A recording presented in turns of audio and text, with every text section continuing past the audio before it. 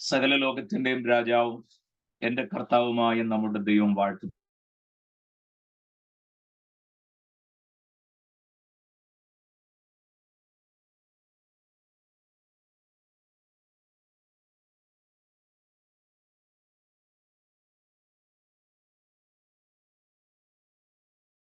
പലയിടങ്ങളിലും നെറ്റിന്റെ ചെറിയ ബുദ്ധിമുട്ടുകളൊക്കെ ഉണ്ടാകും. ഓക്കെ, ഞാൻ കോളെ ഒന്ന് ഓക്കെ. കഴിഞ്ഞ ക്ലാസ്സിൽ നമ്മൾ പറഞ്ഞ് അവസാനിപ്പിക്കുമ്പോൾ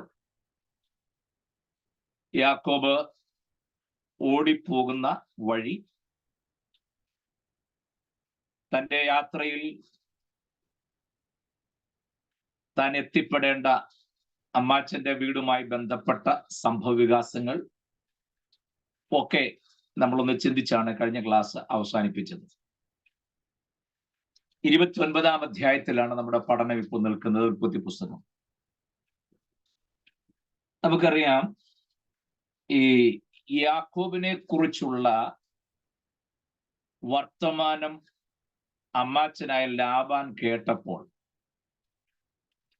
ഈ യാക്കോബിനെ എതിരേൽക്കാൻ ലാബാൻ ഓടി വരുന്ന രംഗമുണ്ട്. അത് 29-ന്റെ 13 വായിക്കുമോ ഒക്കെ കാണാം. ആരെങ്കിലും ഒന്ന് വായിക്കാമോ? അവിടെ മുതൽ ക്ലാസ് ആരംഭിക്കാം. ലാബാൻ തന്റെ സഹോദരിയുടെ മകനായ യാക്കോബിന്റെ വസ്തുത കേട്ടപ്പോൾ അവനെ എതിരേൽപ്പാൻ ഓടിച്ചെന്ന് അവനെ ആലിംഗനം ചെയ്തു, ചുംബിച്ചു, വീട്ടിൽ കൂട്ടിക്കൊണ്ട് പോയി. അവൻ മതി. ലാബാൻ തന്റെ സഹോദര മകനായ യാക്കോബിന്റെ വസ്തുത കേട്ടപ്പോൾ അവനെ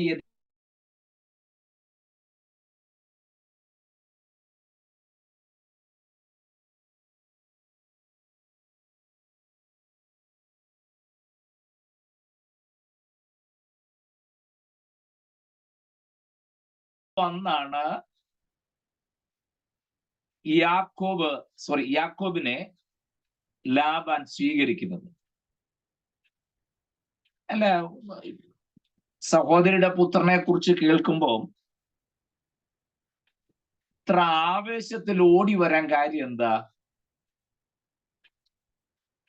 പിള്ളേർ പറഞ്ഞാൽ പോരെ, എന്നാ അവനെ ചെന്ന് കൂട്ടിക്കൊണ്ടു പോവാൻ, ഒരു പക്ഷെ വീട് അറിയത്തില്ലായിരിക്കും, വഴി അറിയത്തില്ലായിരിക്കും, ചെന്ന് കൂട്ടിക്കൊണ്ടു പോരെ എന്ന് പറഞ്ഞാൽ പോരെ. അതിന് ഈ അമ്മാച്ചൻ തന്നെ ഇത്ര വെപ്രാളപ്പെട്ട് ഓടി വരാൻ കാര്യം എന്താ? അവിടെയൊക്കെ നമ്മൾ ചിന്തിക്കുന്നത് നല്ലതാ. എന്തിനാ ഇത്ര വെപ്രാളം പിടിച്ച് ഓടി വന്നത്? അത് വേറൊന്നും കൊണ്ടുമല്ല, ഈ ലാബാന്റെ പെങ്ങളായ റിബേക്കയെ കാണാൻ ഈ ഇസഹാക്കിന്റെ അല്ലെങ്കിൽ അബ്രഹാമിന്റെ ദാസനായ എലയാസർ ആ വീട്ടിൽ ചെന്നല്ലോ. എലയാസർ ആ വീട്ടിൽ ചെന്നപ്പോൾ റിബേക്ക എന്ന പെൺകുട്ടിയെ കണ്ടു, സംസാരിച്ചു. എന്നിട്ട്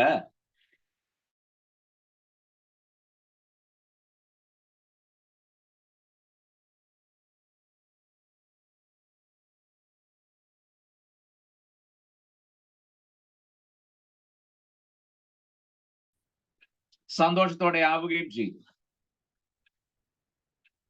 അപ്പോ ലാബാൻ ഒരു കാര്യം മനസ്സിലായി, എലയാസർ വന്നപ്പോ ഇത്രയും കൊണ്ടുവന്നിട്ടുണ്ടെങ്കിൽ പെങ്ങളുടെ മോൻ വരുമ്പോ അവന്റെ എന്തുമാത്രം കാണും. പറഞ്ഞു മനസ്സിലായോ? പെങ്ങളെ കൂട്ടിക്കൊണ്ടു പോകാൻ ദാസം വന്നപ്പോൾ അവന്റെ കയ്യിൽ ഇത്രയും കൊടുത്തു വിട്ടെങ്കിൽ പെങ്ങളുടെ മോൻ നേരിട്ട് വരിക, വെറും കൈയായിട്ട് വരുവോ? കാരണം ഞാൻ പറയാം, പിന്നീട് വായിക്കൊന്നെനിക്ക് പിടി കിട്ടുന്നുണ്ട്. അതാണ് ലാബാൻ ഓടാൻ കാരണം. ഈ നമ്മുടെ ഒരിക്കലേക്ക് വലിയ ആവേശത്തിൽ, വലിയ ആവേശത്തിലൊക്കെ ഓടിക്കൂടുന്ന ആൾക്കാരുടെ നോട്ടം വേറെ പലതുമായിരിക്കും. യാക്കോബിന്റെ പക്കൽ എന്തൊക്കെയോ കാര്യമായിട്ടുണ്ടെന്നുള്ള ചിന്തയിലാണ് ലാബാൻ ഓടി വന്നത്. നിങ്ങൾ ചിന്തിക്കും, പാസ്റ്റർക്ക് എങ്ങനെ ഇത് മനസ്സിലായെന്ന്? അങ്ങനെ അവിടെ എഴുതിയിട്ടില്ലല്ലോ, അത് തുറന്ന് വായിക്കാത്ത കൊണ്ടാ. ആവേശത്തോടെ കൊണ്ടുപോയി യാക്കോബിനെ വീട്ടിൽ കൊണ്ട് താമസിപ്പിച്ചു. അപ്പൊ ലാബാന്റെ ചിന്ത, ഇവൻ വെറുങ്കയായിട്ട് വന്നിട്ടില്ല, കാര്യമായിട്ട് എന്തെങ്കിലുമൊക്കെ കാണും എന്നുള്ള ചിന്തയിലാണ് ഒരു മാസം ലാവിഷായിട്ട് യാക്കോബ് അവിടെ താമസിച്ച് അവിടുത്തെ അവരുടെ ശുശ്രൂഷയൊക്കെ അനുഭവിച്ച് വളരെ സന്തോഷമായി. ഒരു മാസം കഴിഞ്ഞപ്പോ അപ്പൊ ഈ ഒരു മാസം കഴിഞ്ഞപ്പം കാര്യമായിട്ട് അമ്മാച്ചൻ സ്വീകരിച്ചു, എല്ലാം കഴിച്ചും കുടിച്ചും ഒക്കെ പോയി കഴിഞ്ഞപ്പോ ഈ ഒരു മാസം കൊണ്ട് ലാബാന് മനസ്സിലായി ഇവന്റെ ഒരു സാധനവും ഇല്ല, പ്രതീക്ഷ പോലെ ഒന്നുമില്ല. അതുകൊണ്ടാണ് അമ്മാച്ചന്റെ മുഖം വാടി.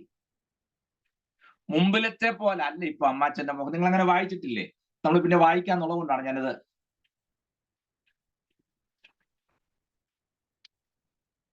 ആ ഭാഗം വായിച്ചായിരുന്നു നിങ്ങള്?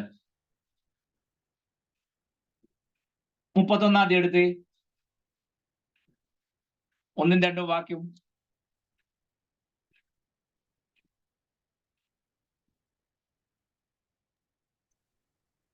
എന്നാൽ ഞങ്ങളുടെ അപ്പനുള്ളതൊക്കെയും യാക്കോബ് എടുത്തു കളഞ്ഞു. ഞങ്ങളുടെ അപ്പന്റെ വക കൊണ്ട് അവൻ ഈ ധനമൊക്കെയും സമ്പാദിച്ചു എന്ന് ലാബാന്റെ പുത്രന്മാർ പറഞ്ഞ വാക്കുകളെ അവൻ കേട്ടു. യാക്കോബ് ലാബാന്റെ മുഖത്ത് നോക്കിയാറെ അത് തന്റെ നേരെ മുമ്പേ ഇരുന്നത് പോലെ അല്ല എന്ന് കണ്ടു. മതി.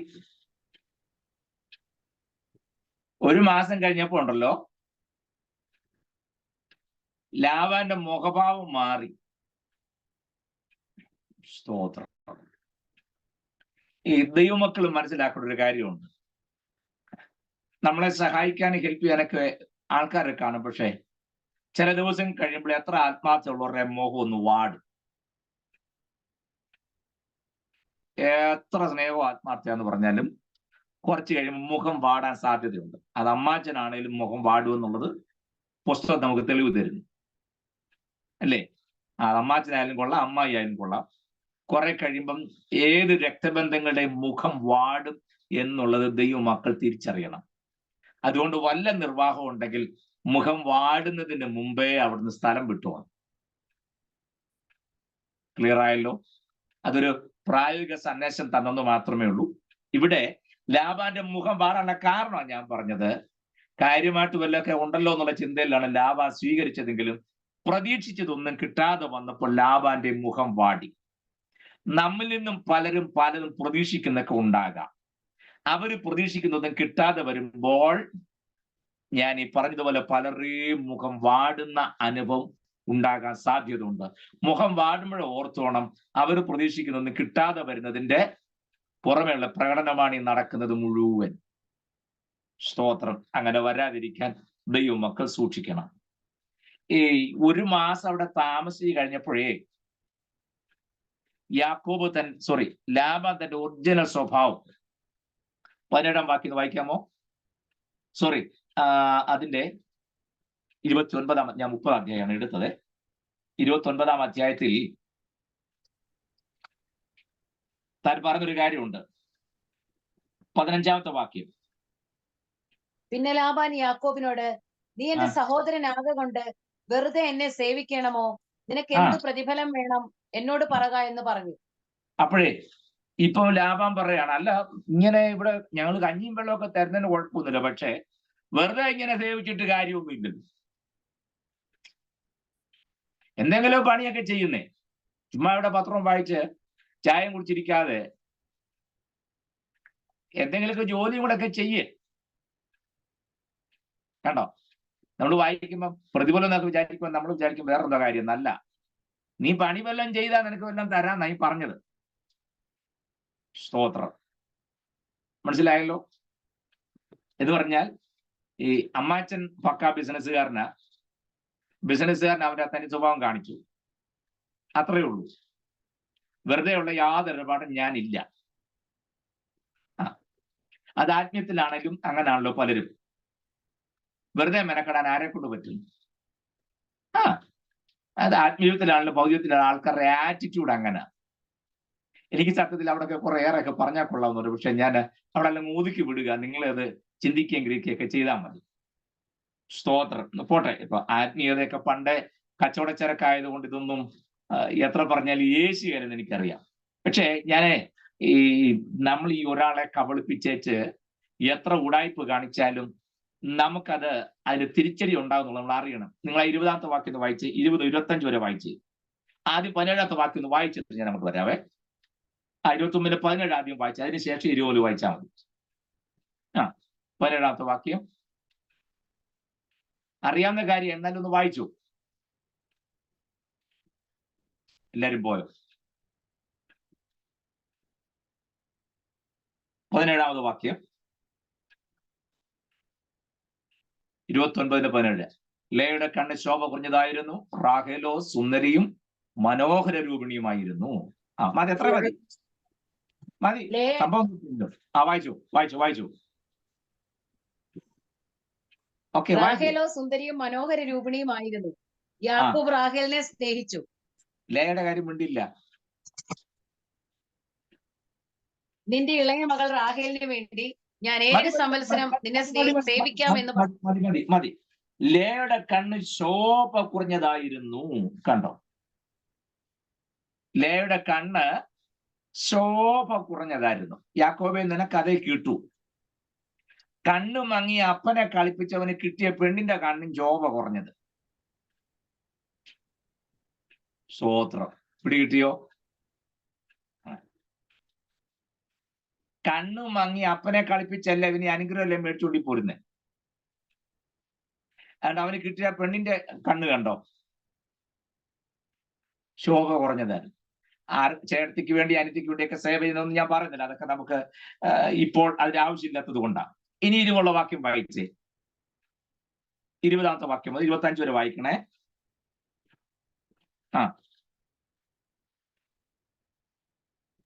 വായിച്ചേ. അങ്ങനെ യാക്കോബ് റാഹേലിന് വേണ്ടി 7 സംവത്സരം സേവ ചെയ്തു. അവൻ അവളെ സ്നേഹിക്കൊണ്ട് അത് അവൻ അല്പകാലം പോലെ തോന്നി. അനന്തരം യാക്കോബ് ലാബാനോട്, എന്റെ സമയം തികഞ്ഞിരിക്കിയാൽ ഞാൻ എന്റെ ഭാര്യയുടെ അടുക്കൽ ചെല്ലുവാൻ അവളെ തരേണം എന്ന് പറഞ്ഞു. അപ്പോൾ ലാബാൻ ആ സ്ഥലത്തെ ജനങ്ങളെ എല്ലാം ഒന്നിച്ചു കൂട്ടി ഒരു വിരുന്ന് കഴിച്ചു. എന്നാൽ രാത്രിയിൽ അവൻ തന്റെ മകൾ ലേയായെ കൂട്ടി അവന്റെ അടുക്കൽ കൊണ്ടുപോയി ആക്കി. അവൻ അവളുടെ അടുക്കൽ ചെന്നു. ലാബാൻ തന്റെ മകൾ ലേയായ്ക്ക് തന്റെ ദാസി സിൽപ്പായെ ദാസിയായി കൊടുത്തു. നേരം വെളുത്തപ്പോൾ അത് ലേയ എന്ന് കണ്ട് അവൻ ലാബാനോട്, നീ എന്നോട് ചെയ്തത് എന്ത്? റാഹേലിന് വേണ്ടി അല്ലയോ ഞാൻ നിന്നെ സേവിച്ചത്? നീ എന്തിന് എന്നെ ചതിച്ചു എന്ന് പറഞ്ഞു. മതി. ഞാനിത് പ്രത്യേകിച്ച് വ്യാഖ്യാനിക്കേണ്ടതായിട്ടുണ്ടോ? ഈ വിതച്ചതേ കൊയ്യൂ എന്നുള്ളത് എല്ലാ അർത്ഥത്തിലും കൂടാണ്. നിങ്ങളൊന്ന് ആലോചിച്ചേ, വേഷം മാറിച്ചെന്ന് കണ്ണു മങ്ങിയ അപ്പന്റെ മുമ്പാകെ ഡ്രാമ കളിച്ച് ചേട്ടനാണ് എന്ന് പറഞ്ഞ് അനുഗ്രഹം മേടിച്ചുകൊണ്ട് ഓടിപ്പോയ കക്ഷിയാണ് യാക്കോബ്. സ്തോത്രം. മനസ്സിലാവുന്നുണ്ടോ ഞാൻ പറഞ്ഞത്? ചേട്ടനാണെന്ന് അപ്പന് തോന്നാൻ ആടിന്റെ രോമമൊക്കെ ധരിച്ച് ലോകത്തിലെ ആദ്യത്തെ ഫാൻസി ഡ്രസ് കളിച്ചത് യാക്കോബാണ്. ആ സ്വന്തം അപ്പന്റെ മുമ്പിൽ തന്നെ. തപ്പി നോക്കിയപ്പോൾ യേശാവാണെന്ന് ഇസ്ഹാക്കിന് തോന്നുകയും ചെയ്തു. പോട്ടെ. അങ്ങനെ കിട്ടാനുള്ളതെല്ലാം തട്ടിയെടുത്തുകൊണ്ട് പോന്നവനാണ് ആര്? യാക്കോബ്. അതേ നാണയത്തിൽ തിരിച്ചടി കിട്ടുന്ന രംഗം നിങ്ങൾ കണ്ടോ? റാഹേലിന് വേണ്ടിയാണ് യാക്കോബ് ഈ സേവയെല്ലാം ചെയ്തത്. സമയമായി കെട്ടിച്ചു തരണമെന്ന് പറഞ്ഞു. എന്നെ തരാമല്ലോ. ലാബാൻ നാട്ടുകാരെല്ലാം വിളിച്ചു കൂട്ടി കല്യാണ വിരുന്നൊക്കെ നടത്തി, സദ്യയൊക്കെ കൊടുത്തു, എല്ലാം ഓക്കെ. രാത്രി റൂമിലേക്ക് കയറ്റി വിട്ടത് ആരെയായിരുന്നു? ലേയായിരുന്നു. നേരം വെളുത്തപ്പോ യാക്കോബ് ചോദിക്കും, നീ എന്നെ ചതിച്ചതെന്ത്? എന്തോന്നാ ചതിച്ചതെന്ത്?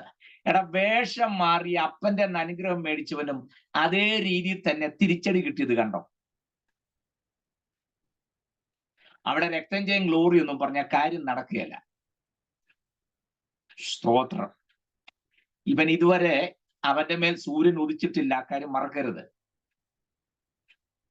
ലൂസിലെത്തിയപ്പോൾ അവന്റെ മേലുള്ള സൂര്യൻ അസ്തമിച്ചു എന്ന് പറഞ്ഞാൽ അവൻ ദൈവത്തിന്റെ വെളിച്ചത്തിലല്ല നടക്കുന്നത്. അതുകൊണ്ട് തന്നെ അവൻ എന്ത് കാട്ടിക്കൂട്ടിയാലും ആ ഏതെല്ലാം വിഷയത്തിൽ അവൻ ഏതെല്ലാം വക്രത കാണിച്ചു, ആ മേഖലയിലൊക്കെ അവൻ യഥാസ്ഥാനപ്പെടാതെ ആ വിഷയത്തിന് ഒരു പരിഹാരം ഉണ്ടാകുകയല്ല.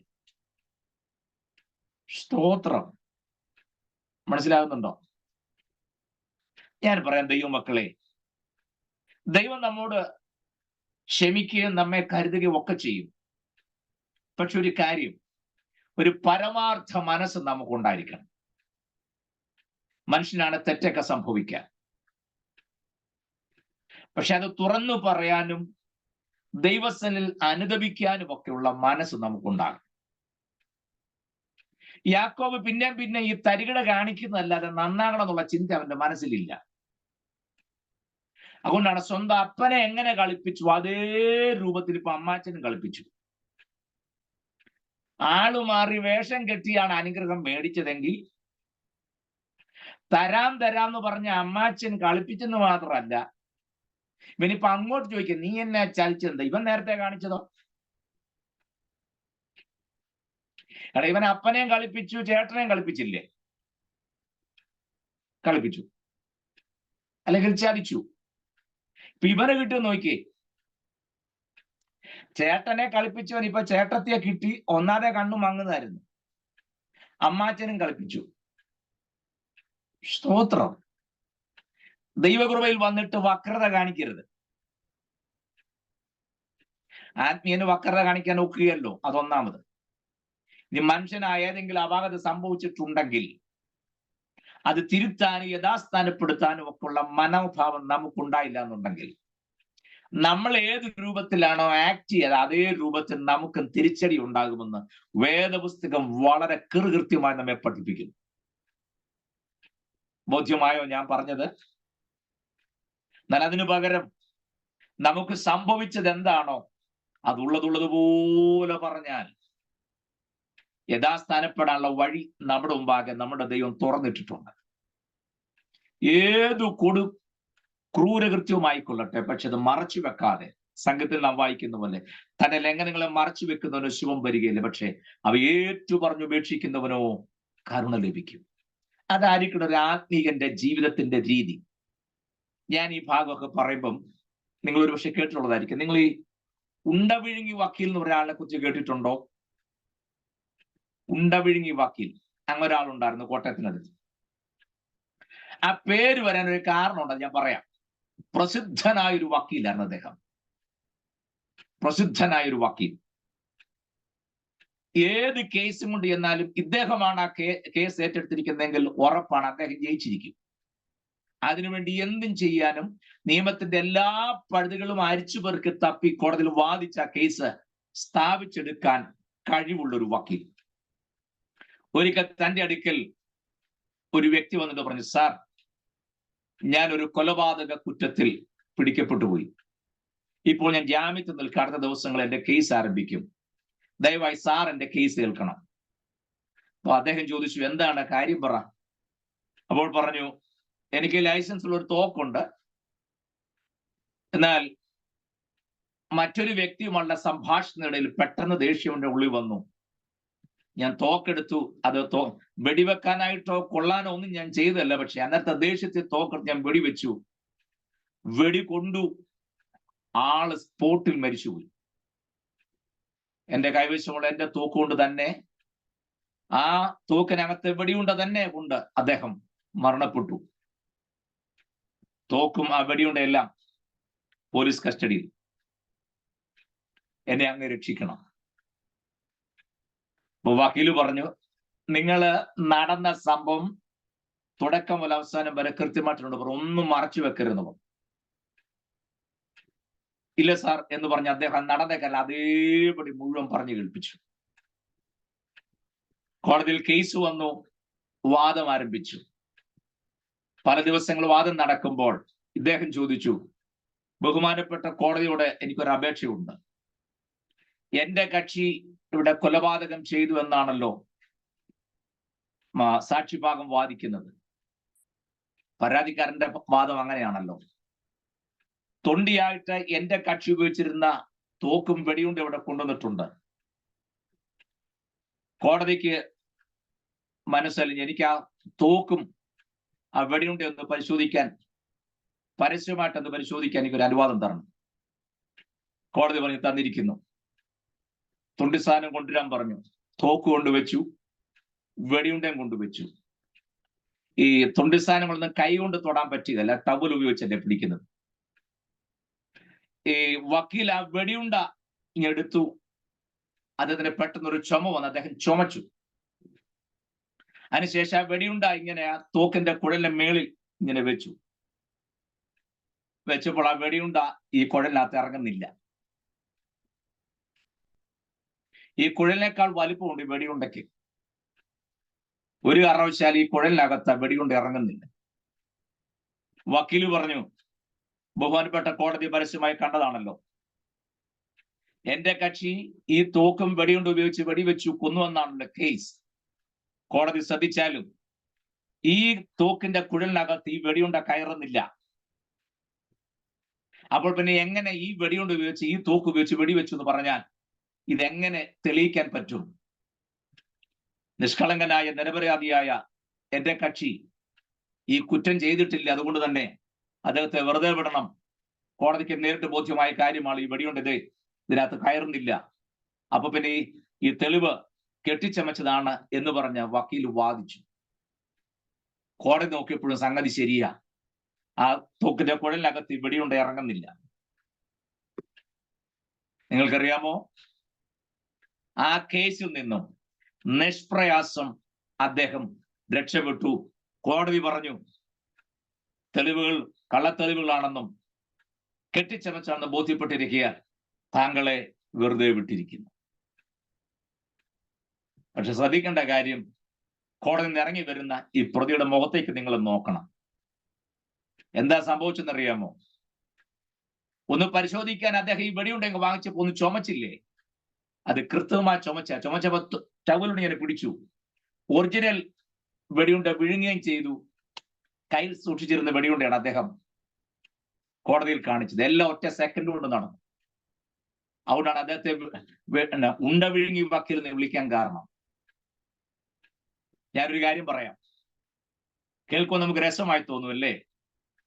നമുക്കൊരാത്മിക പാഠമുണ്ട് അതിനകത്ത്.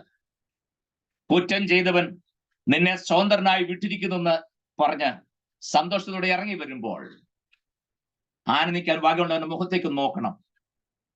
വെടിവെക്കാഞ്ഞിട്ടല്ല, ഈ വെടിയുണ്ട തന്നെ ചെന്ന് മറ്റയാളുടെ ശരീരത്തെ അറയ്ക്കാഞ്ഞിട്ടോ ജീവൻ പോകാഞ്ഞിട്ടോ അല്ല, താൻ ചെയ്ത കുറ്റത്തിന്റെ തെളിവായ വെടിയുണ്ട വിഴുങ്ങാൻ ഒരുത്തൻ കോടതിയിൽ ഉണ്ടായിരുന്നത് കൊണ്ടാണ് ഇവൻ രക്ഷപ്പെട്ടത്. വല്ലതും മനസ്സിലാകുന്നുണ്ടോ? നമ്മൾ ചെയ്തു കൂട്ടിയതെല്ലാം ഏറ്റെടുത്ത് വിഴുങ്ങാൻ ദൈവത്തിന്റെ കോടതിയിൽ ഒരുത്തൻ തയ്യാറായതുകൊണ്ടാ ഞാനും നിങ്ങളും പ്രാഗൽഭ്യത്തോടെ നിൽക്കുന്നത്. അത് പറയാനാ, ഉണ്ട വിഴുങ്ങി വക്കീലിന്റെ ചരിത്രം പറയാനിട്ടല്ല ഞാൻ ഈ വട്ടം കറങ്ങി വന്നത്. നമ്മൾ കാട്ടി കൂട്ടാഞ്ഞിട്ടല്ല, പറയാഞ്ഞിട്ടല്ല, ചെയ്യാഞ്ഞിട്ടല്ല, പ്രവർത്തിക്കാഞ്ഞിട്ടല്ല. തൊണ്ടി സഹിതം ദൈവകോടതി വന്നപ്പോഴും കറക്റ്റാണ്. പക്ഷേ ഏറ്റുവാങ്ങി കുടിച്ചത് വിഴുങ്ങാൻ ഒരുത്തൻ ഗതസമന് തയ്യാറായത് കൊണ്ടാണ് ഞാനും നിങ്ങൾ നേരെ നിൽക്കുന്നത്. മറന്നു പോകരുത്. ആർക്കും മിടുക്കരായി ചമയാൻ ഞെളിയാൻ യാതൊരു അവകാശവുമില്ല. അതാ ഞാൻ പറഞ്ഞത്, നമ്മൾ ചെയ്യാഞ്ഞിട്ടല്ല, പറയാഞ്ഞിട്ടല്ല, നമ്മുടെ സ്വഭാവം നന്നായിട്ടുമല്ല.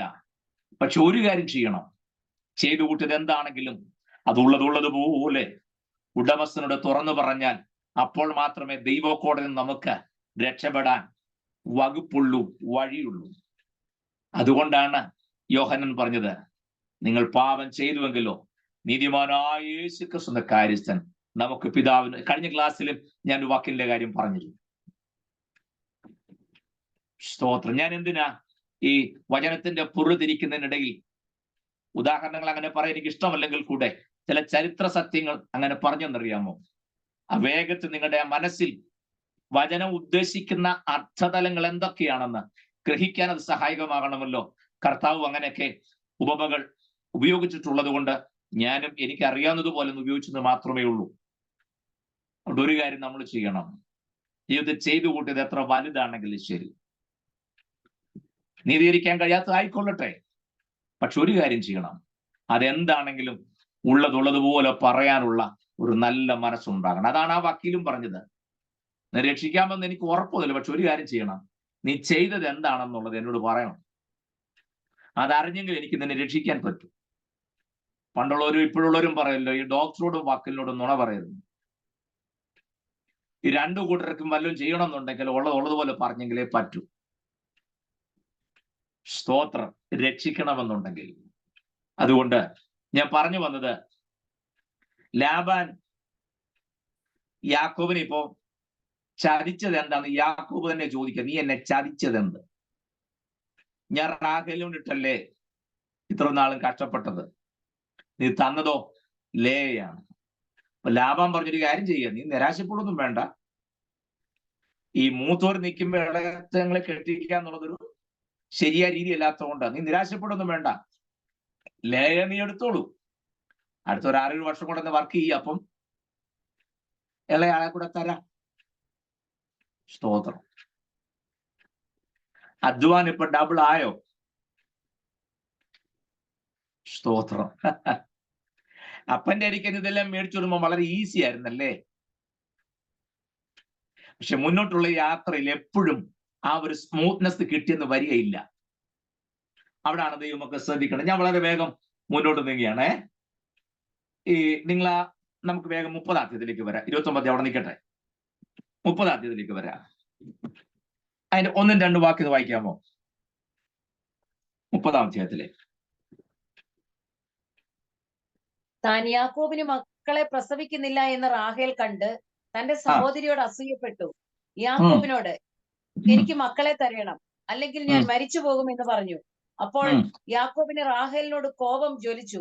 നിനക്ക് ഗർഭഫലം തരാതിരിക്കുന്ന ദൈവത്തിന്റെ സ്ഥാനത്തോ ഞാൻ എന്ന് പറഞ്ഞു. ആഹാ, മതി. ഈ താൻ യാക്കോബിന് മക്കളെ പ്രസവിക്കുന്നില്ല എന്ന് റാഹേൽ കണ്ട് തന്റെ സഹോദരിയോട് അസൂയപ്പെട്ടു. ലേയും റാഹേലും തമ്മിൽ ഇപ്പോൾ ചെറുതായിട്ട് ഉരസാൻ തുടങ്ങി. വിഷയം എന്താണ്? മക്കളില്ല. മക്കളെ തന്നെ ഇല്ലെങ്കിൽ ഞാൻ ചത്തുകളയെന്നാ ഇപ്പൊ പറയുന്നത്. എനിക്ക് രസമായിട്ടൊരു കാര്യം ഞാൻ പറയാം. 2-ാമത്തെ വാക്യത്തിൽ, അപ്പോൾ യാക്കോബിന് റാഹേലിനോട് കോപം ജ്വലിച്ചു. മുമ്പ് അങ്ങനെ അല്ലായിരുന്നല്ലോ. കണ്ടോ കാര്യങ്ങൾ തകിടം മറന്ന്? കണ്ടോ? യാക്കോബിന് റാഹേലിനോട് കോപം ജ്വലിച്ചു. നിനക്ക് ഗർഭഫലം തരാതിരിക്കുന്ന ദൈവത്തിന്റെ സ്ഥാനത്തോ ഞാൻ എന്ന് പറഞ്ഞു. റാഹേലിന് മക്കളില്ല, അതുകൊണ്ട് എത്ര പേർ മക്കളെ തരണം, ഇല്ലെങ്കിൽ ഞാൻ ചത്തുപോകുന്നൊക്കെ പറഞ്ഞപ്പോ ഇപ്പൊ തിരിച്ചു ചോദിക്കുകയാണ്, നിനക്ക് മക്കളെ തരാൻ ഞാൻ ദൈവത്തിന്റെ സ്ഥാനത്താണ്, തരാതിരിക്കാനും ഞാൻ ദൈവത്തിന്റെ സ്ഥാനത്താണ്. ഞാൻ വല്ലതും അറിഞ്ഞതാണോ യാക്കോബിന് കോപം ജ്വലിച്ചെന്ന? ഞാൻ ചോദിക്കട്ടെ, യാക്കോബിന്റെ അപ്പനായി ഇസഹാക്ക് തന്റെ ഭാര്യയായ റിബേക്കയ്ക്ക് മക്കൾ ജനിക്കുന്നില്ല എന്ന് കണ്ടപ്പോഴെന്താ ചെയ്തേ? 28-ാം അധ്യായത്തിലേക്ക് വന്ന് നിങ്ങൾ അത് വായിച്ചിട്ട് പോകുന്നു നല്ലത്.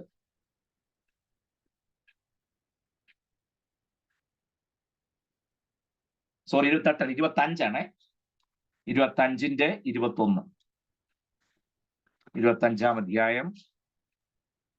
അതെ, 25-ാം 21-ാമത്തെ വാക്യം വായിച്ച്. തന്റെ ഭാര്യ മച്ചിയായിരുന്നത് കൊണ്ട് ഇസഹാക്ക് അവൾക്ക് വേണ്ടി യഹോവയോട് പ്രാർത്ഥിച്ചു. യഹോവ അവന്റെ പ്രാർത്ഥന കേട്ടു. അവന്റെ ഭാര്യ റിബേക്ക ഗർഭം ധരിച്ചു. കണ്ടോ? അപ്പൻ ചെയ്തത് എങ്ങനെയാ? മോനിപ്പോ കാട്ടിക്കൂട്ടുന്ന എന്താ? അപ്പനായി ഇസഹാക്ക് ചെയ്തത് തന്റെ ഭാര്യ റിബേക്കയ്ക്ക് മക്കൾ ജനിക്കുന്നില്ല എന്ന് കണ്ടപ്പോൾ അവിടെ നേരെ ദേഷ്യപ്പെടുകയോ അവൾ ഇസഹാക്കിനോട് ദേഷ്യപ്പെടുകയോ ചെയ്തില്ല. മറിച്ച് എന്ത് ചെയ്തു? ഇസഹാക്ക് തന്റെ ഭാര്യ റിബേക്കയ്ക്ക് വേണ്ടി പ്രാർത്ഥിച്ചു. യഹോവ അവന്റെ പ്രാർത്ഥന കേട്ടു. അവന്റെ ഭാര്യ റിബേക്ക ഗർഭം ധരിച്ചു. സ്തോത്രം. ഞാനൊരു കാര്യം ചോദിക്കട്ടെ, എന്താ ഇങ്ങനെ സംഭവിക്കാൻ കാര്യം എന്നറിയാവോ? ഈ യാക്കോബ് ഇപ്പൊ ചൂടാവുകയാണല്ലോ, അല്ലെ? ഭയങ്കരമായിട്ട് ദേഷ്യപ്പെടുക. നിങ്ങളെ 30-ാം അധ്യായം സമയം കിട്ടുമ്പോൾ താഴോട്ട് ഒന്ന് വായിച്ചു നോക്കണേ. യാക്കോബിന് എത്ര ഭാര്യമാരാ? റാഹേലും ലേയും അത്രേ ഉള്ളോ? അല്ല, 4 പേരുണ്ട് ഇപ്പൊ. ബിൽഹയും ശില്പയും. ഞാൻ നിങ്ങളെ താഴോട്ട് വായിക്കണമെന്ന് പറഞ്ഞത്, അത് വായിക്കുമ്പോൾ സമയം അതുകൊണ്ടാണ്. ഭാര്യമാർ എത്ര ഇപ്പൊ? 4 പേരായി. അപ്പൻ എന്താ പറഞ്ഞെന്നറിയാമോ? 28 അധ്യായത്തെ 28 അധ്യായം 2-ാമത്തെ വാക്യം ആദ്യം വായിച്ചേ.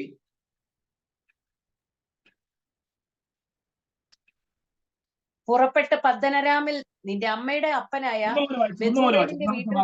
ഒന്നാമത്തെ വാക്യം മുതൽ വായിച്ചു. അനന്തരം ഇസ്ഹാക്ക് യാക്കോബിനെ വിളിച്ച് അവനെ അനുഗ്രഹിച്ച് അവനോട് ആജ്ഞാപിച്ചു പറഞ്ഞത്, വെറുതെ പറഞ്ഞെന്നല്ല, ആജ്ഞാപിച്ചു പറഞ്ഞത്. വായിച്ചു. നീ കനാന്യ സ്ത്രീകളിൽ നിന്ന് ഭാര്യയെ എടുക്കരുത്. പുറപ്പെട്ട് പദ്ദനരാമിൽ നിന്റെ അമ്മയുടെ അപ്പനായ ബെഥൂവേലിന്റെ വീട്ടിൽ ചെന്ന് നിന്റെ അമ്മയുടെ സഹോദരനായ ലാബാന്റെ പുത്രിമാരിൽ നിന്ന് നിനക്കൊരു ഭാര്യയെ എടുക്കുക. നിനക്ക് ഒരു ഭാര്യയെ എടുക്കുക. നിനക്ക് ഒരു ഭാര്യ. അത് ഒഴുക്കപ്പറ്റി വായിക്കാതിരിക്കാനാണ് ഞാൻ വീണ്ടും ഇവിടെ എടുത്തെടുത്ത് ചോദിച്ചത്. ഒരു ഭാര്യ. 6-ാമത്തെ വാക്യം ഒന്ന് വായിച്ചേ. ഇസ്ഹാക്ക് യാക്കോബിനെ അനുഗ്രഹിച്ച് പദ്ദനരാമിൽ നിന്ന് ഒരു ഭാര്യയെ എടുപ്പാൻ അവനെ അവിടേക്ക് അയച്ചതു. കണ്ടോ? ആ ഒരു ഒക്കെ ചിലപ്പോ നമ്മൾ ഒഴുക്കം മട്ടി പോകുമ്പോൾ ശ്രദ്ധിക്കാതെ വരും. അങ്ങനെ ഒഴുക്കം മട്ടി പോകരുത്. അതിനെ ഞാൻ നിർത്തി ചോദിച്ചേ. 2-ാം വാക്യത്തിലും 6-ാം വാക്യത്തിലും അപ്പനായ ഇസഹാക്ക് എടുത്തു പറഞ്ഞു ഒരു ഭാര്യ. യാക്കോബിന് 30-ാം അധ്യായത്തിൽ ഭാര്യമാർ എത്രയായി? 4 ജീവിതത്തിൽ കുഴയുന്നതിന് ശാസിച്ചിട്ട് കാര്യമുണ്ടോ? ഉണ്ടോ? ഞങ്ങളുടെ ഇവിടെയൊക്കെ പ്രായമുള്ള അപ്പച്ചന്മാർ ഇവിടെ ആനക്കെറിഞ്ഞേച്ച് വാഴയ്ക്ക് മറയരുതെന്ന് പറയും. ആനക്കിട്ട് എറിഞ്ഞേച്ച് വാഴയ്ക്ക് പോയി മറിഞ്ഞു നിന്നാൽ എങ്ങനെ ഇരിക്കും? കണ്ടോ? അപ്പൻ പറഞ്ഞത് 28-ാമത്തെ 2-ാമത്തെ വാക്യത്തിലും 6-ാം വാക്യത്തിൽ എടുത്തു പറഞ്ഞു ഒരു ഭാര്യ. യാക്കോബ് ചെയ്തു കൂട്ടിയതോ 4 പേര്. ഇനി യാക്കോബിനെ കുറിച്ച് ഒരുപാട് കാര്യങ്ങൾ പറയാനിട്ടുണ്ട്. ഞാനത് നിങ്ങളിതെല്ലാം ഒന്ന് നോട്ട് ചെയ്ത് വെച്ചോണ്ടിട്ട് നിങ്ങൾക്ക് കൂടെ ഒരു സെൽഫ് സ്റ്റഡി ആവശ്യമാണ്. എന്ന് പറഞ്ഞാൽ കുറെ കൂടെ നിങ്ങൾക്ക് ആ വിഷയം ഗ്രഹിക്കേണ്ടത് കാരണമായി തീരും.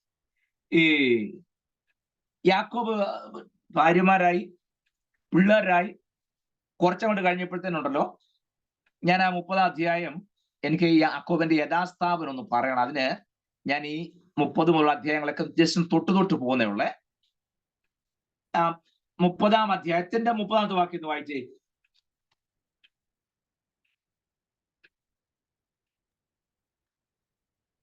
ഞാൻ വരും മുമ്പേ നിനക്ക് അല്പമേ ഉണ്ടായിരുന്നുള്ളൂ, ഇപ്പോൾ അത് അത്യന്തം വർദ്ധിച്ചിരിക്കുന്നു. ഞാൻ കാൽ വച്ചെടുത്തൊക്കെയും യഹോവ നിന്നെ അനുഗ്രഹിച്ചിരിക്കുന്നു. ഇനി എന്റെ സ്വന്തം ഭവനത്തിന് വേണ്ടി ഞാൻ എപ്പോൾ കരുതും എന്ന് പറഞ്ഞു. കണ്ടോ? ഇപ്പോഴേ യാക്കോബിന് ചിന്ത സ്വന്തമായിട്ട് വല്ലതൊക്കെ ഒന്ന് ഉണ്ടാക്കണം. ഇങ്ങനെ പോയിട്ട് കാര്യമില്ല. നാള് കുറെ അമ്മാച്ചൻ കൊണ്ട് കഷ്ടപ്പെടുന്നു. ഞാൻ നിമിത്തം അമ്മാച്ചൻ ശരിക്കും അനുഗ്രഹം പ്രാപിച്ചു. ആടുമാടുകളായി കൃഷി സമ്പത്തായി എല്ലാ നിലയിലും യാക്കോബ് ചെന്നത് മുതൽ അമ്മാച്ചൻ അനുഗ്രഹമായി. ഇപ്പം യാക്കോബിന്റെ ചിന്ത എന്നറിയാമോ? എങ്ങനെയെങ്കിലും സ്വന്തമായിട്ട് 10 പൈസ ഉണ്ടാക്കണം. പുള്ളി കാര്യമായിട്ട് ഗൗരവമായിട്ട് ചിന്തിക്കും. ഞാൻ എൻ്റെ സ്വന്തം ഭവനത്തിന് വേണ്ടി എപ്പോൾ കരുതും. മനസ്സിലായോ? അവിടുന്ന് പോകാനുള്ള ക്രമീകരണങ്ങളൊക്കെ ചെയ്യുക. കാരണം 26-ാം വാക്യത്തിൽ പറഞ്ഞുണ്ട്, ഞാൻ പോകട്ടെ, ഞാൻ നിന്നെ സേവിച്ച സേവ നീ അറിയുന്നുവല്ലോ എന്ന് പറഞ്ഞു. ലാബാനോട് പറയാ, ഞാൻ പോട്ടെ, ഇത്ര നാളൊക്കെ ഞാൻ നിന്ന് എല്ലാ കാര്യങ്ങളൊക്കെ നോക്കി കണ്ടും ചെയ്തില്ലേ, ഇനി ഞാൻ പോട്ടെ. അന്നേരത്തെ സംസാരമാ, ഞാൻ എന്റെ സ്വന്തം വീടിന് വേണ്ടി അപ്പൊ കരുതും. അപ്പൊ ഈ കഷ്ടപ്പെട്ടതൊന്നും സ്വന്തം കുടുംബത്തിന് വേണ്ടി അല്ല എന്നുള്ളത് തനിക്കും ബോധ്യമായി. കഷ്ടപ്പാടിന് വല്ല കുറവുണ്ടായിരുന്നോ? ഇല്ല. പക്ഷെ അത് കുടുംബത്തിൽ പ്രയോജനപ്പെട്ടോ? അതും ഇല്ല. ചിലരെങ്ങനെയാണ്, കഷ്ടപ്പാടിന് ഒരു കുറവില്ല, പക്ഷെ പ്രയോജനപ്പെടുന്നില്ലെന്നേ ഉള്ളൂ. സ്തോത്രം. ചില അങ്ങനെ എത്ര കഷ്ടപ്പെട്ടാലും എത്ര അധ്വാനിച്ചാലും ഒന്നും തികയുന്നില്ല. ഞാൻ ഇടയ്ക്ക് പറയാറുണ്ട് ഇല്ലത്തമ്മച്ചിയെ കുറിച്ച്. ചിലർക്ക് അങ്ങനെയാ, എന്ത് ചോദിച്ചാലും ഇല്ല ഇല്ല ഇല്ല എന്നല്ലാതെ ഉണ്ടെന്ന് ഒരു വാക്കും പറയത്തില്ല. ഇല്ല ഇല്ല എന്നല്ലാതെ ഉണ്ടെന്ന് ഒരു കാര്യം ഇന്ന് വരെ പറഞ്ഞില്ല. അതിനാണ് എല്ലാവരും കൂടി ഇല്ലത്തമ്മച്ചി എന്ന് പറഞ്ഞ ആളെ കുറിച്ച് പറയാറുണ്ട്. ഞാനും ഇടയ്ക്കിടയ്ക്കൊക്കെ അത് പറയാറുണ്ട്. ഇല്ലത്തമ്മച്ചി എന്ന് പറഞ്ഞാൽ ഇല്ലത്തെ അമ്മച്ചി ആയതുകൊണ്ടല്ല, ഈ അമ്മച്ചി കുഴപ്പമുണ്ട്. എന്ത് ചോദിച്ചാലും ഇല്ല ഇല്ല എന്നല്ലാതെ ഉണ്ടെന്ന് പറയല. അപ്പൊ പിള്ളേരെല്ലാവരും കൂടി തീരുമാനിച്ചു ഈ അമ്മച്ചിയെ കൊണ്ട് ഉണ്ടെന്ന് പറയിപ്പിക്കാൻ എന്താ മാർഗം. അങ്ങനെ ഇരിക്കുമ്പോഴാണ് ഇപ്പം വെളി പെയ്തുപോലെ നല്ല മഴ പെയ്യുന്ന ഒരു ദിവസം. അമ്മച്ചിയുടെ വീടാണെങ്കിൽ ഓലപ്പുര, അത് മുഴുവൻ ചോർച്ചയാ. ഓലയെല്ലാം ദ്രവിച്ചിട്ട് മുഴുവൻ വെള്ളം പെരയ്ക്കാത്ത വീട്. പിള്ളേർ നോക്കിയപ്പോ നല്ലൊരു ചാൻസ് അമ്മച്ചിയോട് ചോദിച്ചു, അമ്മച്ചിയെ വീടിന് ചോർച്ചയൊക്കെ ഉണ്ടോന്ന് ചോദിച്ചു. ഇല്ലെന്ന് വേണ്ട പറയാൻ. പെരയ്ക്കാത്ത മുഴുവൻ വെള്ളം വീണോണ്ടിരിക്കുമ്പോ എങ്ങനെ ഇല്ലെന്ന് പറയുന്നത്? പറഞ്ഞു. അമ്മച്ചി പറഞ്ഞു, എന്റെ മക്കളെ ചോർച്ചയല്ലാതില്ലെന്ന്. കണ്ടോ? അല്ലാതെ എന്നാലും അത് ഉണ്ടെന്ന് പറഞ്ഞില്ലെന്നുള്ള ഞാൻ ഈ പറഞ്ഞേ. കണ്ടോ?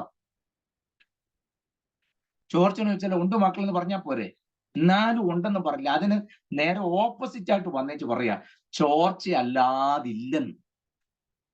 നമ്മുടെ ഇടയിലും അങ്ങനെ തന്നെ. ഇങ്ങനെ ഇല്ലേ ഇല്ലേ വയ്യേ വയ്യേ എന്നിത് തീരുവോ നല്ലാതെ കണ്ട് ഒരു ശുഭപ്രതീക്ഷയുടെ ഒരു പോസിറ്റീവായിട്ട് സംസാരിക്കുന്ന ആളുകൾ നമ്മുടെ ഇടയിലും വളരെ കുറവാണ്. ഏത് കാര്യം ചോദിച്ചാലും തടസ്സവും ഈ നെഗറ്റീവ് അല്ലാതെ സംസാരിക്കുന്നവരില്ലല്ലോ. ഈ ദൈവമക്കളുടെ നെഗറ്റീവുള്ള സംഭാഷണം സൂക്ഷിക്കണം. അതിപ്പോ ഞാൻ വേറൊരു തിയോളജി ഒന്നും കൊണ്ടുവരുമെന്നല്ല, നിങ്ങൾ അങ്ങനെ ചിന്തിക്കരുത്. ആ പുസ്തകത്തിൽ ശ്രദ്ധിച്ചാൽ ചിലർക്ക് അങ്ങനെ കാണാനും പറ്റും. മോശ ഇസ്രായേൽ മക്കളെ കൊണ്ട് വന്നപ്പോ ചെങ്കലിന്റെ തീരത്ത് വന്നു. അക്കരെ കടക്കാൻ മാർഗമില്ല വന്നപ്പോ ജനമെല്ലാം പെറുപുറത്തത് എങ്ങനെയാണ്? മിസ്രൈമിൽ ശവക്കുഴി ഇല്ലാഞ്ഞിട്ടാണോ ഞങ്ങളെ ഇങ്ങോട്ട് കൊണ്ടുവന്നു ചോദിച്ചു. മോശ അവരെ ശാസിച്ചോ? നമ്മളാണ് അവിടെ എന്തെല്ലാം പ്രകടനം കാണിച്ചേന്. മരണദൂതൻ വ്യാപരിക്കുന്നു എന്നെല്ലാം പറഞ്ഞ് കാലും കയറ്റടിച്ച് ആ പട ചെങ്കടലിന്റെ തീരം പരിസര പ്രദേശം ആ പട ഒരു കുളവാക്കിയത്. മോശ ശാസിച്ചുമില്ല, ഭത്സിച്ചുമില്ല. ദൈവത്തോട് തമ്പുരാൻ പറഞ്ഞു, നീ വടി നീട്ടിക്കോ, ജനത്തോട് മുന്നോട്ട് പോകാൻ പറയുക. അങ്ങനെ അക്കരെ കയറി. പക്ഷെ ഒരു ഗുണമുണ്ടായി. മിസ്രൈമി ശവക്കുഴി ഇല്ലാഞ്ഞിട്ടാണോ ഞങ്ങളെ ഇങ്ങോട്ട് കൊണ്ടുവന്ന് ചോദിച്ച മുഴുവൻ എണ്ണത്തെ 40 വർഷം കൊണ്ട് മോശയും അഹരോണ്ടും കൂടെ മരുഭൂമിയിൽ അടക്കം ചെയ്തു. അറിഞ്ഞായിരുന്നോ? നീ ചോദിച്ചത് എന്താ? മിസ്രൈമി ശവക്കുഴി ഇല്ലാഞ്ഞിട്ടാണോ നീ ഞങ്ങളെ ഇങ്ങോട്ട് കൊണ്ടുവന്നു. ശവക്കുഴി ചോദിച്ച മുഴുവൻ അണ്ണന്മാർക്കും മോശ അഹരോൻ നല്ല 1-ാം ക്ലാസ് ശവക്കുഴി കൊടുത്തു. മനസ്സിലായോ? അതിന്റെ കാര്യം അറിയാമോ? ഈ ആട്ടുകൊറ്റന്റെ രക്തത്താൽ വീണ്ടെടുത്ത് ദൈവകുർബയിൽ നിലനിന്ന് പോലും ദൈവമക്കൾ അവനവന്റെ സൗകര്യാർത്ഥം നാക്കെടുത്ത് വളക്കരുത്. സ്തോത്രം. ജീവനും മരണവും നിന്റെ നാവിൽ തന്നെ ഇരിപ്പുണ്ട്, സൂക്ഷിക്കണം. മനസ്സിലായോ? ഒരു ഉദാഹരണം പറയാം. ഏലിയാവിനോട് തമ്പുരാൻ പറഞ്ഞു, നീ കെരീത്തിൽ എഴുന്നേറ്റ് സാരഫാത്തിലേക്ക് പോയിക്കോ, അവിടെ നിന്നെ പോറ്റായിട്ട് ഞാൻ ഒരു വിധവയോട് കൽപ്പിച്ചിട്ടുണ്ട്. ഏലിയാവ് അവിടെ ചെന്നപ്പോ ഈ വിധവ കറവ് പെറുക്കുക. സോറി. അപ്പൊ ഏലിയാവ് അവിടെ നിന്ന് പറഞ്ഞു, നീ കുടിക്കാൻ അല്പം വെള്ളം തരണം. വെള്ളം എടുക്കാൻ പോകുമ്പോൾ പുറകെ നിന്ന് വിളിച്ചു പറഞ്ഞു, പോരുമ്പോൾ ഒരു അടയും കൂടെ കൊണ്ടുവരണം. അവൾ തിരിച്ചു പറഞ്ഞു, അല്പം മാവ് എണ്ണയുണ്ട്, അതുകൊണ്ട് അപ്പം ഉണ്ടാക്കി ഞാനും എൻ്റെ മോനും മരിക്കാനിരിക്കുകയാണ്. ഏലിയാവ് പറഞ്ഞ, അല്ലല്ല, ഈ ദിവസങ്ങളിൽ ദൈവം ഇങ്ങോട്ട് അയച്ചതിന്റെ പിമ്പിൽ ദൈവത്തിന്റെ പദ്ധതിയുണ്ട്, വെളിപ്പെടാൻ പോകുകയാണ്. നിന്റെ സ്ഥിതി മാറി, ദൈവം നിന്നെ മാനിക്കുന്ന ദിവസങ്ങളാണെന്നൊക്കെ ഏലിയാവ് ദൂത് പറഞ്ഞേന്. നമ്മളായിരുന്നെങ്കിൽ ഏലിയാവ് ഒന്നും പറഞ്ഞില്ല, എനിക്കൊരട കൊണ്ടുപോവാ, ഇത്രേ പറഞ്ഞു. അവളെല്ലാം അട കൊണ്ട് കൊടുത്തു. ഭരണിലെ എണ്ണയും തീർന്നില്ല, കരത്തിലെ മാവും തീർന്നില്ല, പക്ഷെ കൊച്ചൻ ചത്തുപോയി. നീ അതല്ലേ പറഞ്ഞേ, ഞാനും ബാലനും. കണ്ടോ? PT ഉഷ ഓടുന്നേക്കാൾ സ്പീഡില്ല ഇപ്പൊ അവൾ ഓടി വരുന്നേ. ഏലിയാവ് ചോദിച്ചു, എന്നാ ചോദിച്ചത്? കുട്ടി മരിച്ചു. നിനക്ക് വല്ലതും മനസ്സിലായോ? അന്യഭാഷ പറയുന്ന, ദൈവത്തെ സ്തുതിക്കുന്ന, തിരുവെഴുത്ത് വായിക്കുന്ന, അത് ഉച്ചരിക്കുന്ന, ദൈവത്തെ സ്തുതിക്കുന്ന എന്റെ നാവ് കൊണ്ട് ആവശ്യമില്ലാത്തൊന്നും പറയാൻ പോകരുത്. ചുമ്മാ അതല്ല പൗലോസ് പറഞ്ഞ പൊട്ടച്ചൊല്ലും കളിവാക്കും, നമുക്ക് ചേർച്ചയില്ലാത്തൊന്നും പാടില്ല. സ്തോത്രം. ഒരേ നാവിൽ നിന്ന് യേശുദാസിന്റെ പാട്ടും യേശുവിന്റെ പാട്ടും കൂടെ വരരുത്. ചിലർക്ക് അത് കേൾക്കുമ്പോൾ ഭയങ്കര ആവേശമാണ്. പുള്ളി പറഞ്ഞു, ഞാൻ അവിടെ അമ്പലത്തിൽ ഒരു ദിവസം പോകും, അവിടെയുള്ള പുള്ളിയെ കാണുന്നൊക്കെ പുള്ളി പാടിക്കൊണ്ട് നടക്കുകയല്ലാതെ തൃശ്ശൂരിൽ അപ്പുറത്തോട്ട് ചെന്നാ വിവരം അറിയും. അവിടെ നിന്ന് അവര് കയറ്റുകയില്ല. സ്തോത്രം. ഞാൻ പോകും കാണുന്നൊക്കെ പാടിക്കൊണ്ട് നടക്കുന്നേ ഉള്ളൂ. എനിക്ക് പുള്ളിയോട് വ്യക്തിപരമായി യാതൊരു വൈരാഗ്യമില്ല കേട്ടോ, അങ്ങനെ ചിന്തിക്കരുത്. സ്തോത്രം. ഞാൻ പറഞ്ഞത് ഒരേ നാവിൽ നിന്ന് രണ്ടും കൂടെ ആകരുതെന്നായി പറഞ്ഞത്. നമ്മൾ പറഞ്ഞ വാക്കുകൾക്ക് വെറുതെ അല്ല. നമ്മൾ സാധാരണക്കാരല്ല, നമ്മുടെ പേരിൽ അഭിഷേകമുണ്ട്, ദൈവമക്കളാണെന്നുള്ള ബോധ്യം നമുക്ക് വേണം. മനസ്സിലാകുന്നുണ്ടോ? പിണറായി വിജയന്റെ മകള് പറയുന്ന വാക്ക് സൂക്ഷിച്ച് പിണറായി വിജയന്റെ മോള് പറഞ്ഞില്ല എന്നുണ്ടെങ്കിൽ പ്രശ്നമാകും. അതെന്താ? മുഖ്യമന്ത്രിയുടെ മോളാ. ഒരു കാര്യം പറഞ്ഞാൽ മുഖ്യമന്ത്രിയെ ബാധിക്കും. ആണോ? ആണല്ലോ. രാജാതി രാജാവായ വാഴ്ത്തപ്പെട്ട കർത്താവിന്റെ രക്തത്താൽ വീണ്ടെടുക്കപ്പെട്ട ദൈവമക്കൾ നമ്മൾ എന്തെങ്കിലും പറഞ്ഞ അവിടെ ബാധിക്കുവോ? പറ. അതിനാ നിങ്ങളുടെ വാക്കുകൾ കൃപയോടുകൂടിയതും ഉപ്പിനാ രുചി വരുത്തതുമായിരിക്കട്ടെ. സൗകര്യാർത്ഥം നാക്കടുത്ത് വളയ്ക്കരുത്. മനസ്സിലായോ?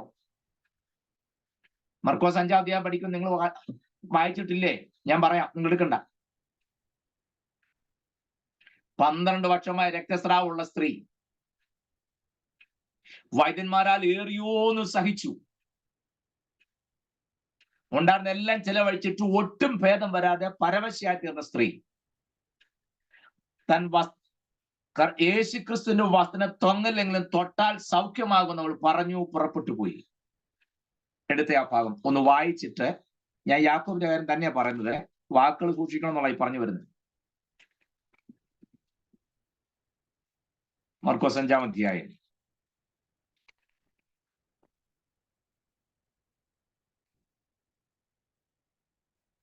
25, 26, 27 വാക്യങ്ങൾ.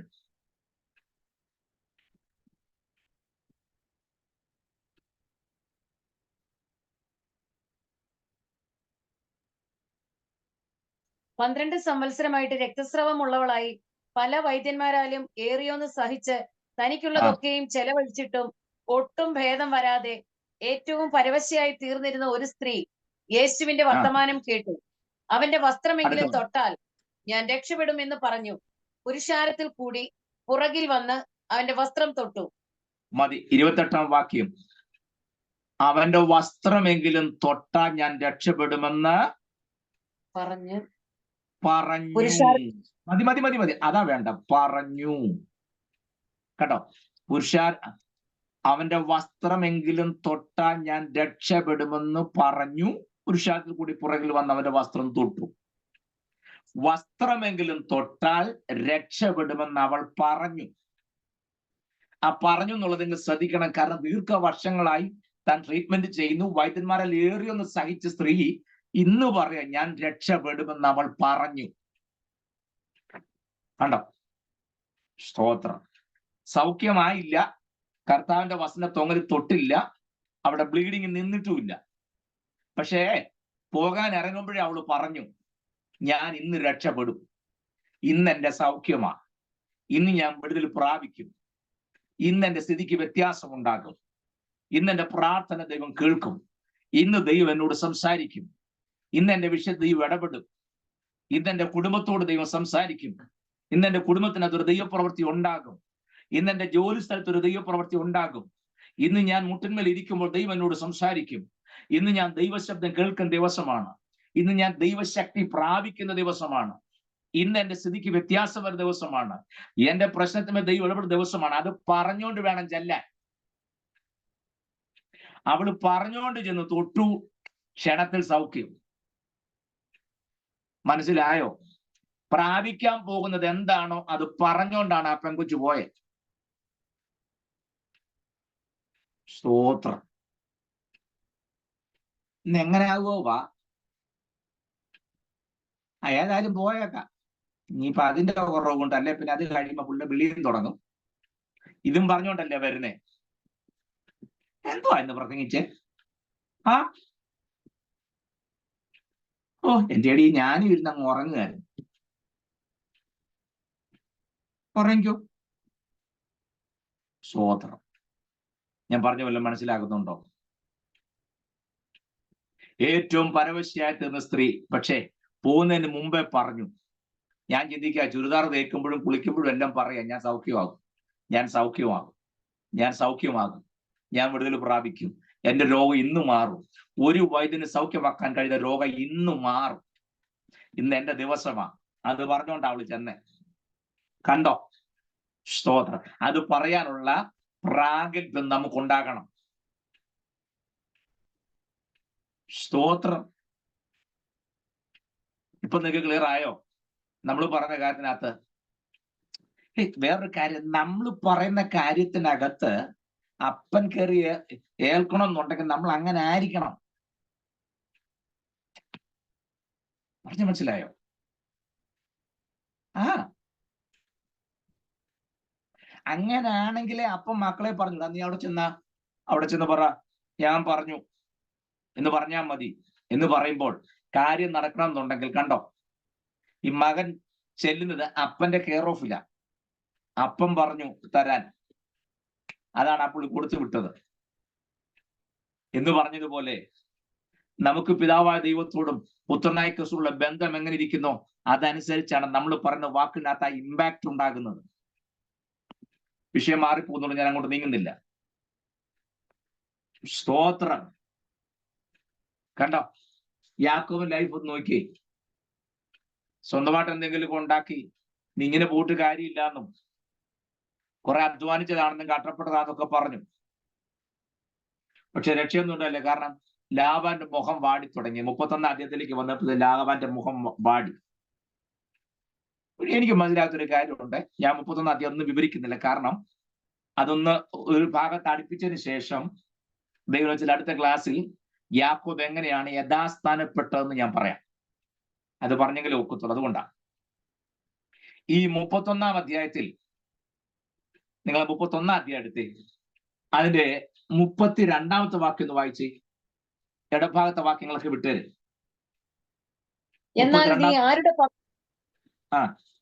എന്നാൽ നീ ആരുടെ പക്കൽ എങ്കിലും നിന്റെ ദേവന്മാരെ കണ്ടാൽ അവൻ ജീവനോടിരിക്കരുത്. എന്റെ പക്കൽ നിന്റെ വക വല്ലതും ഉണ്ടോ എന്ന് നീ നമ്മുടെ സഹോദരന്മാർ കാണുകെ നോക്കി എടുക്ക എന്നുത്തരം പറഞ്ഞു.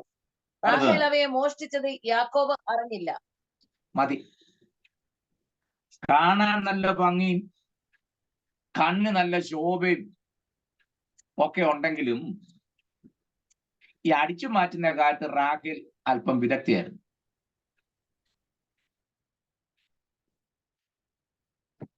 ഈ ദൈവമക്കളെ സംബന്ധിച്ചിടത്തോളം ശ്രദ്ധിക്കണേ, ഒരു യഥാർത്ഥ ദൈവപൈതലിന്റെ ജീവിതത്തിന്റെ വിശുദ്ധിയുടെ നിലവാരം പരിശോധിക്കുമ്പോൾ നമ്പർ 1 ആയിട്ട് ക്വാളിറ്റി നിൽക്കുന്ന എന്തെന്നറിയാമോ?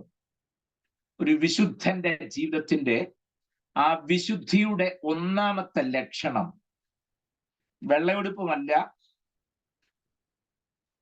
അല്ലെങ്കിൽ 24 മണിക്കൂർ അന്യഭാഷ പറയുന്നതല്ല, സംതൃപ്തി എന്നുള്ളതാണ്. ഒരു വിശുദ്ധന്റെ ഒന്നാമത്തെ ലക്ഷണം സകല കാര്യത്തിലും അദ്ദേഹം സംതൃപ്തനായിരിക്കും. അതുകൊണ്ടാണ് പൗലോസ് പറഞ്ഞത് ഉണ്മാനും ഉടുപ്പാനും ഉണ്ടെങ്കിൽ മതി എന്ന് വിചാരിപ്പീ.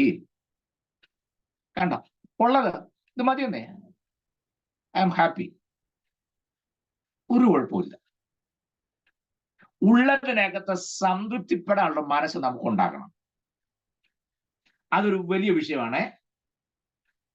അടിച്ചു മാറ്റുന്ന സ്വഭാവം നമുക്ക് നല്ലതല്ല. ഈ ചിലര് ആരെങ്കിലും ഏതെങ്കിലും ഒരു വസ്തുവോ ചെരുപ്പോ ബാഗോ എന്തെങ്കിലും കണ്ടു പറഞ്ഞു, ഞാൻ ഇതുപോലെ ഒരെണ്ണം കുറച്ച് നാളായിട്ട് ഇതുപോലൊരു സാധനം വാങ്ങിക്കും, ഞാനും ആഗ്രഹിച്ചുകൊണ്ടിരിക്കുക. ഈ ഞങ്ങളുടെ കാര്യം പറയുമ്പോൾ എനിക്ക് സന്തോഷം. ഉപദേശിമാർക്ക് ഒരു രീതിയുണ്ട്, ഏതെങ്കിലും വീട്ടിൽ ചെല്ലുമ്പോൾ ഇത് എത്ര രൂപയായി, ഇപ്പൊ വേറെ തന്നെ ആയിക്കോട്ടെ, ഇതിന്റെ 650 രൂപ. ആ കൊള്ളാം കേട്ടോ, ഞാൻ കുറച്ച് നാളായി ഇതുപോലെ ഒരു പുസ്തകത്തിന് വേണ്ടി പ്രാർത്ഥിച്ചുകൊണ്ടിരിക്കുക, ഒരെണ്ണം കിട്ടണമെന്ന് ഞാൻ ഇങ്ങനെ പ്രാർത്ഥിച്ചുകൊണ്ടിരിക്കുകയാണ്.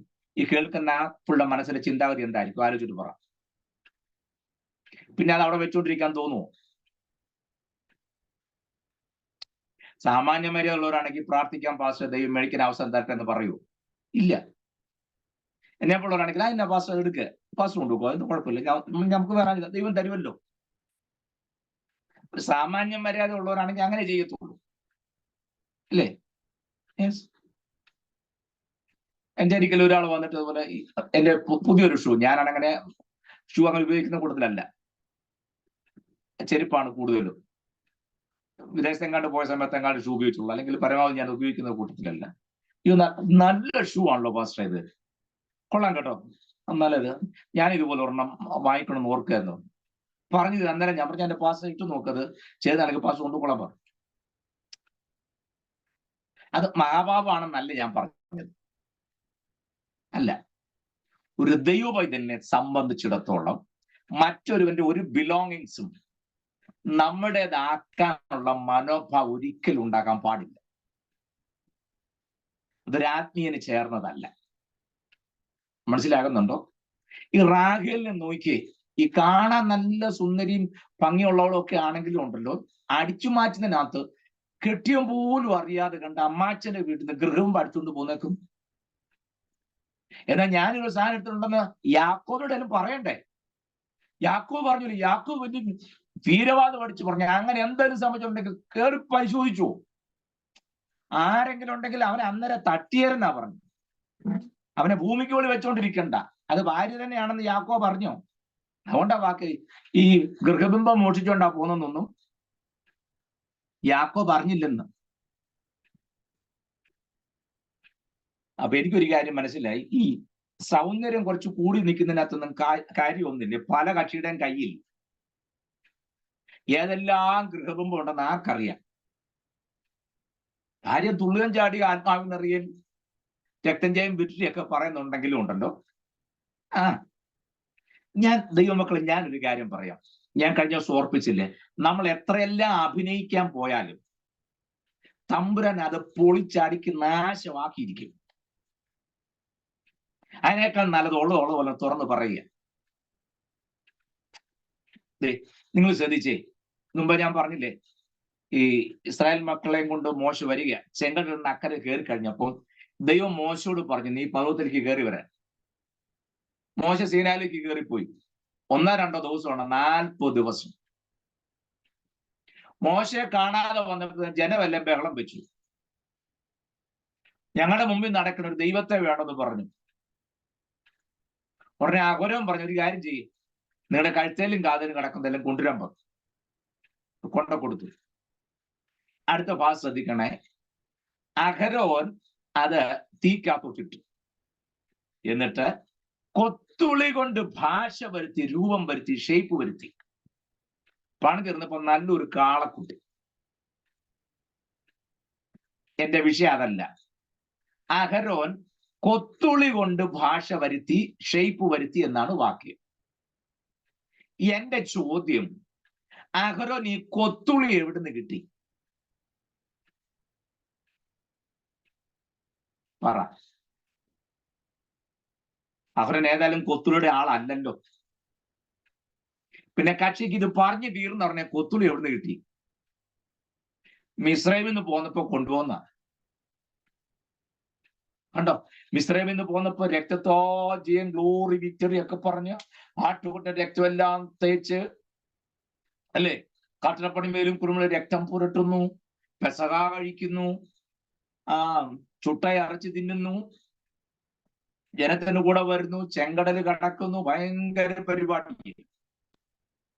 ഇതെല്ലാം ചെയ്യുമ്പോഴും അത്യാവശ്യം വേണ്ടി വന്നാൽ മിസ്രൈമിലെ ദൈവമായ കാളക്കുട്ടി ഉണ്ടാക്കാൻ പറ്റുന്ന ഒരു കൊത്തുള്ളി അഹരോന്റെ പോക്കിനകത്തും കിടപ്പുണ്ടായിരുന്നു. പുള്ളി ആത്മാവിൽ നിറയുമ്പം ഈ കൊത്തുള്ളിയും കൂടെ ചേർന്ന ആത്മാവിൽ നിറയുന്നത്.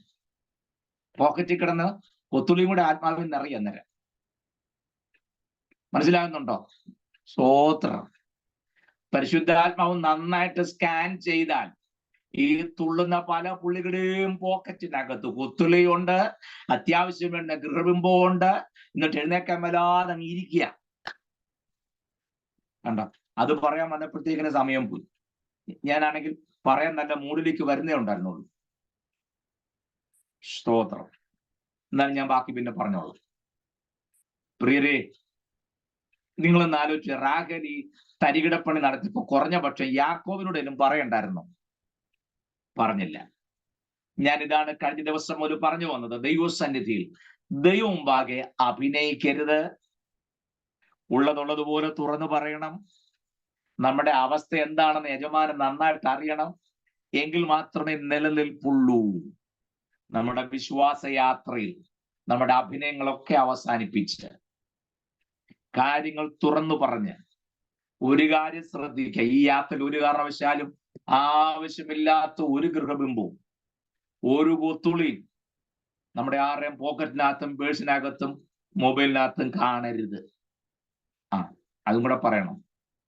ഇപ്പൊ പിന്നെ പോക്കറ്റിനകത്തൊന്നും അല്ല, മൊബൈലിനകത്തൊക്കെയാണല്ലോ കൊത്തുളിയൊക്കെ സൂക്ഷിച്ചു വെക്കുന്നത്. പിന്നല്ലേ കൊത്തുള്ളി ആരും കാണാതിരിക്കാൻ സ്ട്രോങ് പാസ്വേഡ് ഒക്കെ ഇട്ടാ വെച്ചേക്കുന്നത്. ഭാര്യയുടെ മൊബൈലിന്റെ പാസ്വേഡ് എന്താണെന്ന് ഭർത്താവിനും അറിയത്തില്ല, ഭർത്താവിന്റെ മൊബൈലിന്റെ പാസ്വേഡ് എന്താണെന്ന് ഭാര്യയ്ക്കും അറിയത്തില്ല. ഞാൻ ഒരു വിവാഹ ശേഷം നടത്തിയപ്പോ ഇങ്ങനെ ചോദിച്ചു. ഞാൻ എന്റെ പ്രസംഗം കേട്ടപ്പോ എല്ലാവർക്കും ഭയങ്കര ചിരി. അപ്പൊ ഞാൻ സദസ്സിനോടായിട്ട് ചോദിച്ചു, നിങ്ങൾ എത്ര പേർക്ക് തന്റെ ഇടമുണ്ട് ഇന്ന് രാവിലെ ജോലിക്ക് പോകുമ്പോൾ ഭാര്യ മൊബൈൽ എടുത്ത് ഭർത്താവിന്റെ കൈ കൊടുത്തേച്ചു പോകണം? അച്ഛാ ഇന്ന് വരുന്ന കോളിൽ അച്ഛൻ അറ്റൻഡ് ചെയ്തു. ഭർത്താവിന് തന്റെ ഇടമുണ്ടോ ഫോൺ എടുത്ത് ഭാര്യയുടെ കൈ കൊടുത്തേച്ചു പോകാൻ? ഏത് കൊള്ളുന്ന അച്ഛാ നോക്കിക്കുമെന്ന് പറഞ്ഞ കൂട്ടി കൊടുക്കുന്ന കാര്യമല്ല ഞാൻ പറഞ്ഞത്, ഓപ്പൺ ചെയ്ത് കൊടുക്കുന്ന കാര്യമാണ്. പാസ്വേഡ് മാറ്റി വെച്ച് കൊടുക്കാൻ തന്റെ ഇടമുള്ള എത്ര പേരുണ്ട്? സ്തോത്രം. എന്തോ പറ്റി? സ്വർഗത്തിൽ അരമണിക്കൂറോളം മൗനത ഉണ്ടായിരുന്നു. വെളിപ്പാട് പുസ്തകം വായിക്കുമ്പോൾ ആയിപ്പോല്ലോ. സ്തോത്രം. കൊത്തുളിയൊക്കെ എടുത്ത് കളയണമെന്ന് കളയണം. ഒരു ഗൃഹബിംബവും നമുക്ക് വേണ്ട. അതെല്ലാം ചുമന്നുകൊണ്ട് നടന്നതിന്റെ തട്ടുകേട് 35-ാം അധ്യായത്തിൽ വരുമ്പോൾ ഞാൻ പറയാം. ദൈവം ചോദിച്ചാൽ അടുത്ത ക്ലാസ്സിൽ.